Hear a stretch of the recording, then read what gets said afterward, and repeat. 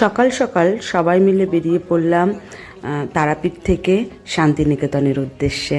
হ্যাঁ, তারাপীঠ মায়ের দর্শন, ভোগ খাওয়া সমস্তটাই দেখেছে, সমস্তটাই হয়ে গেছে। এখন যাব আমরা বোলপুর শান্তিনিকেতন। চলো তাহলে শান্তিনিকেতনের এক্সপিরিয়েন্সটাও তোমাদের সঙ্গে শেয়ার করব। এই প্রথমবার, মানে বাঙালি হিসেবে আমার লজ্জা, এই প্রথমবার আমি এসেছি শান্তিনিকেতনে।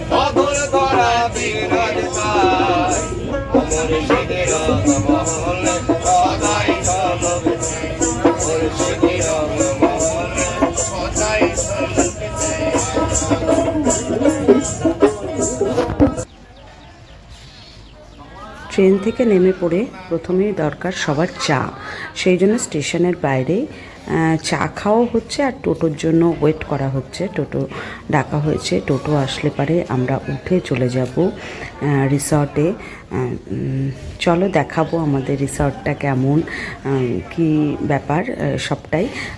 খুব বেশি দূরে না, তবে হ্যাঁ আবার একেবারে কাছেও না, বেশ মাঠঘাট পেরিয়ে আসতে হলো। রিসর্টগুলো মানেই একটু দূরে দূরে হয় স্টেশন থেকে।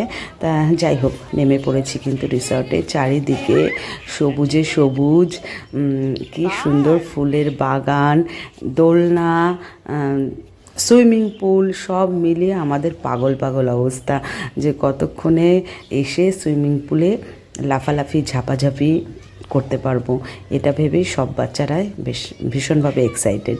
আর মানে রিসর্টটাও খুবই সুন্দর, সাজানো গোছানো, খুব সুন্দর একটা রিসর্ট। চলো তাহলে এবার আমরা আস্তে আস্তে যাবো। যদিও আমরা একটু তাড়াতাড়ি চলে এসেছি, রুম পেতে একটু টাইম লাগবে, সেই জন্যও আমরা কিছুটা বাইরে ঘুরে নিচ্ছি। সকাল সকাল চলে এসেছি। ওখানকার টাইমিং মনে হয় 10টার থেকে না 11টার থেকে, আমরা 9:30 10টার মধ্যে ঢুকে গেছিলাম। তা যাই হোক, বলতে বলতে চুপচাপ বসে থেকে তো লাভ নেই, যার জন্য ব্রেকফাস্টটা অর্ডার করে দিলাম। ওই রিসর্টেই খাওয়া দাওয়ার সমস্ত ব্যবস্থা। তা যার যেটা পছন্দ, আমি যেমন নিয়ে নিয়েছি এই যে ডিলিশিয়াস ব্রেড অমলেট, মানে আমার ভীষণ ভালো লাগে। আর অনেকে লুচি সবজি যে যেরকম নিয়েছে। তা যাই হোক, রুম পেয়ে গেছি। এই যে এবার আমার রুমে আমি ঢুকে পড়ছি। আর রুমটা ভীষণ বড়, মানে অ্যাকচুয়াল আমাদের গুব্বু যেহেতু একটু বড় হয়ে গেছে, 12 ইয়ার্স, সেই জন্য ওকেও মানে 3 জন হিসেবে কাউন্ট করা হয় ওখানটায়। সেই জন্য দেখো মোটামুটি ফুটবল খেলা যাবে, এত বড়, মানে এই মাথার থেকে ওই মাথা শুধু বেড। তা যাই হোক, এমনি ভালো, খোলামেলা সবটাই ঠিক আছে। এইদিকে একটা ব্যালকানিও আছে, যদিও একতলা, ব্যালকানির দরকার নেই, তবে হ্যাঁ জামা কাপড়টা মেলতে কাজে লাগবে। পরপর যাদের যাদের রুম তাদের ওইভাবেই ব্যালকানিটা সাজানো। তা খুব সুন্দর। আর গুব্বু চালিয়ে দিয়েছে এসি, সোমনাথের সঙ্গে তাই নিয়ে বেঁধে গেছে, কেন বেশ ঠান্ডা ঠান্ডা ওয়েদারটা, সেখানে এসির দরকার নেই, কিন্তু গুব্বুর আবার এসি দেখে এসি চালাতে হবে।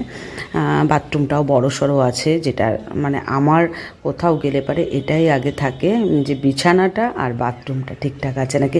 আমার মনে হয় সবারই সেটাই। তা সমস্ত ব্যবস্থায় আছে দেখলাম। চলো, খুবই ভালো। ব্রেকফাস্ট করে নিয়েছিলাম, এখন চলে যাব সুইমিং পুলে একটু লাফালাফি ঝাপাঝাপি করতে। চলো তাহলে যাওয়া যাক সুইমিং পুলে, সেখানটা গিয়ে মাস্তি করি, তোমাদের সঙ্গে সবটাই শেয়ার করবো। চলো তাহলে।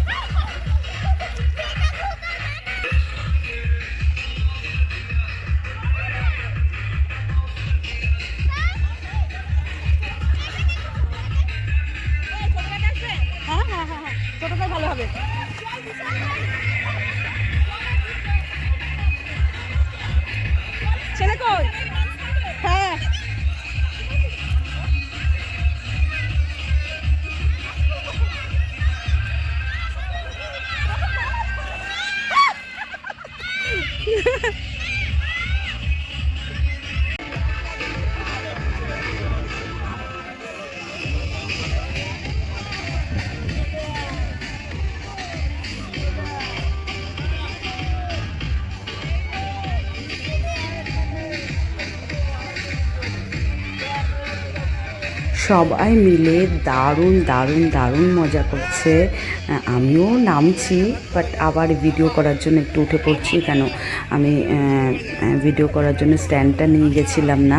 আর আমি একটু স্ট্যান্ড নিয়ে ভয়েও থাকি, আমার এর আগে একটা ফোন নষ্ট হয়ে গেছে, স্লিপ করে স্ট্যান্ড থেকে একদম পড়ে গিয়ে বাস্ট হয়ে গেছিলো ফোনটা। সেই কারণে আমি ওইটাকে একটু অ্যাভয়েড করারও চেষ্টা করি।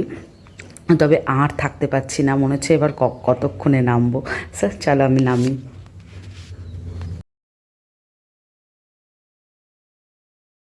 আমি ঘরে চলে এসেছি, 0.5 ঘন্টা 40 মিনিট হয়ে গেল। এসে স্নান টান সব হয়ে গেছে।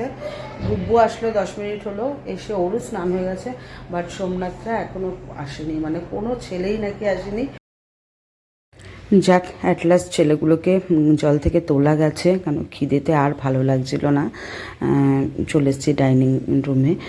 খাওয়া দাওয়াটা দেখতেই পাচ্ছ, শান্তিনিকেতনের এটা বেশ বৈশিষ্ট্য, কাঁসার থালায় ফালায় গুছিয়ে দেয়, দেখে বেশ ভীষণ ভালো লাগে জিনিসটা। তা যাই হোক, আমরা তাহলে খাওয়া দাওয়াটা করি, করে আবার আমি সোনাঝুরি হাটে যেতে হবে। রেস্টের কোনো সিন নেই, গল্প নেই। সোনাঝুরির হাট নিয়ে পরের ব্লগে আসছি। এই ব্লগটা এখানটাই শেষ করছি। ভালো লাগলে লাইক করো, কমেন্ট করো, শেয়ার করো অ্যান্ড সাবস্ক্রাইব করে নিও আমার চ্যানেলটাকে। আর কারা কারা আমার মতো শান্তিনিকেতনে এই প্রথমবার গেছো বা যাওয়ার কথা চিন্তা করছো সেটাও জানিও। আর যদি এখনও না গিয়ে থাকো, শান্তিনিকেতনটা একবার ঘুরে এসো। মাটির গন্ধ আছে, দারুণ লাগে। মানে শান্তিনিকেতনটায় গেলে পারে সত্যি কথায় মনটা মানে চারিদিক দিয়ে ভীষণ ভালো লাগে। যেমন তোমার ইয়েতে থাকা, এই যে সুইমিং পুলে বেশ মজা করা, খাওয়া দাওয়া, তারপর সোনাঝুরির হাট তো আছে, সেটা নেক্সট ব্লগে দেখাবো।